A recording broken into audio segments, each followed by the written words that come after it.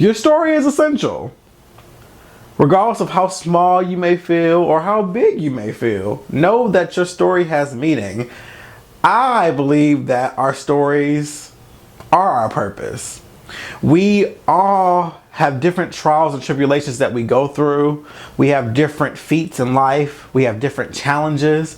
And if you really pay attention to the lessons and really try to get perspective on them, you can inspire someone else. And that is really where your purpose can come alive. And we all have that. And that's important. An example I have of this.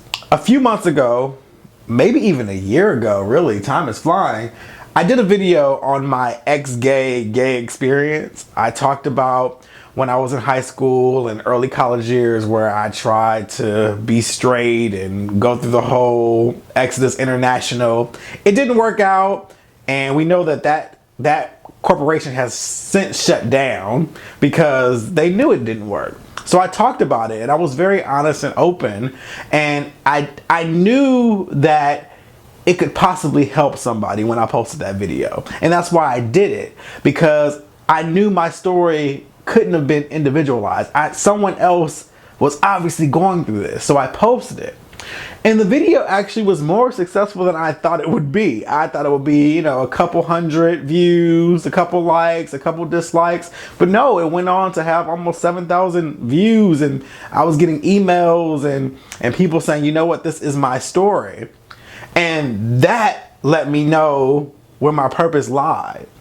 We go through things. We go through hard trials. We go through really bad things in this life. It's a part of it. It rains on the just and the unjust, as some would say. With that one, I received an email recently about the video that I did. And they were like, I still struggle with this. I'm still having a hard time being on my own 2 feet. I'm still having a hard time dealing with the rejection of my family. I still struggle with being okay with being gay or being who I am. And I told them, I said, you know what?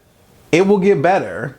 And self-love is where it starts. You have to love yourself and understand that by you going through this, when you get to your level of strength, you will then be able to help someone else. And you'll get there. But as long as you have the mindset of helping someone else, don't put your challenges and struggles in vain. If you just go through some stuff and then just sweep it under the rug and just be like, okay, it was what it was, and move on, I feel like that's irresponsible. I feel like it's selfish too.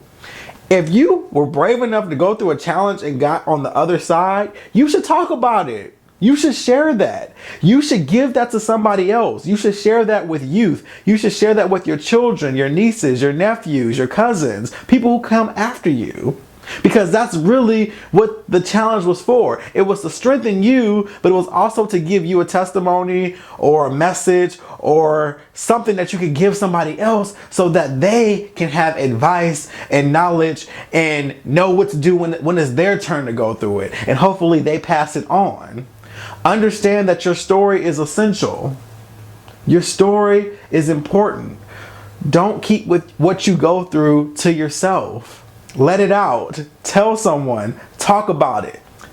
Give the lessons. Give the challenges. Be vulnerable because you are helping the next person. And that was short and sweet. Your story is essential. See you on Saturday.